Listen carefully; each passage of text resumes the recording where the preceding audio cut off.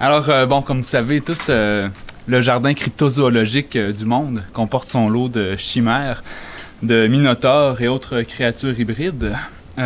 Aux États-Unis, les figures folkloriques surnaturelles paraissent d'autant plus étranges du fait que la naissance de la nation et de sa mythologie coïncide avec une période de grand essor technologique, quand les créatures plus grandes que nature qu'on y rencontre n'évoquent pas l'hostilité ou la grandeur d'un territoire vierge, exotique, incommensurable. Pensons ici aux maringouins de 80 kg de certains tall-tales.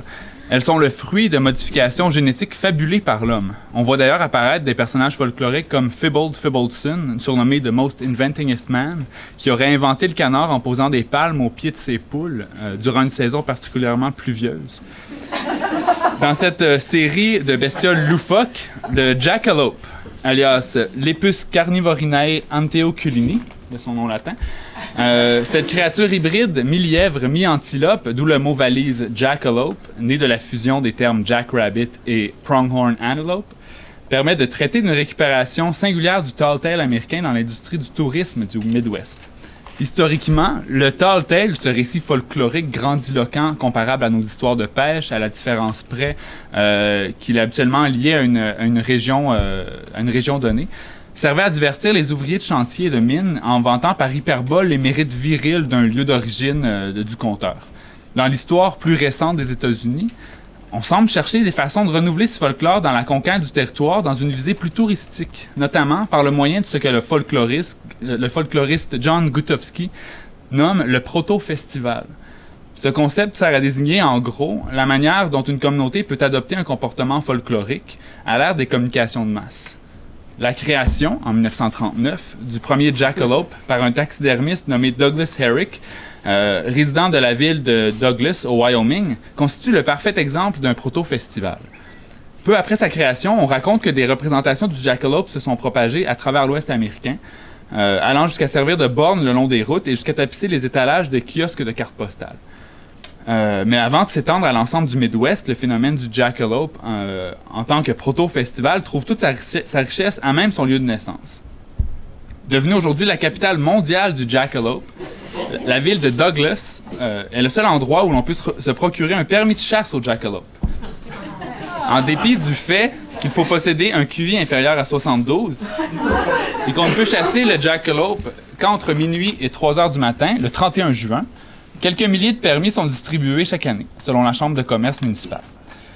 Certains spécialistes prétendent que la présence endémique dans l'Ouest américain du virus du papillome de Shope pourrait bien être à l'origine du mythe du jackalope. Et donc que l'inventivité taxidermique de Douglas Herrick n'aurait en fait que perpétué jusqu'à l'élever au rang de micromoteur économique, un mythe né bien avant 1939. Les lapins affligés du virus du papillome de Shope se verraient munis d'excroissances qui peuvent ressembler à des boutures de cornes.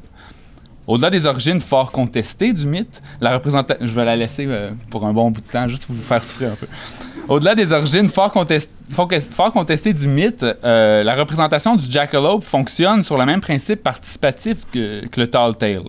Rappelons que cette forme de récit se fonde sur une volonté mutuelle chez le conteur et l'auditeur d'entretenir même le plus criant des mensonges pour la simple beauté de l'acte, pour la simple éloquence qu'il met en scène.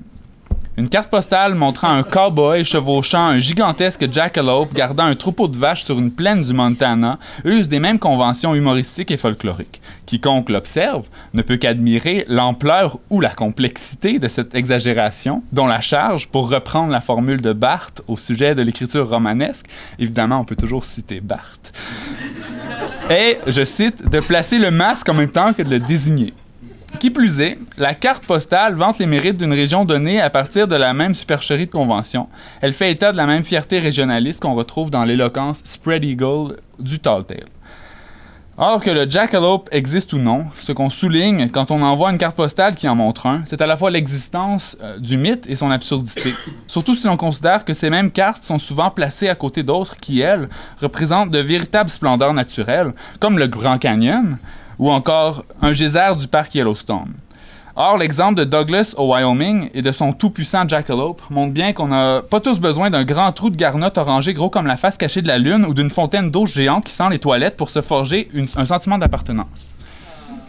En addenda, j'ai trouvé quelque chose dans notre merveilleuse île de Montréal, à travers l'île en fait, des graffitis qui mentionnent que Jackalope lives. Alors je vous avertis, faites gaffe.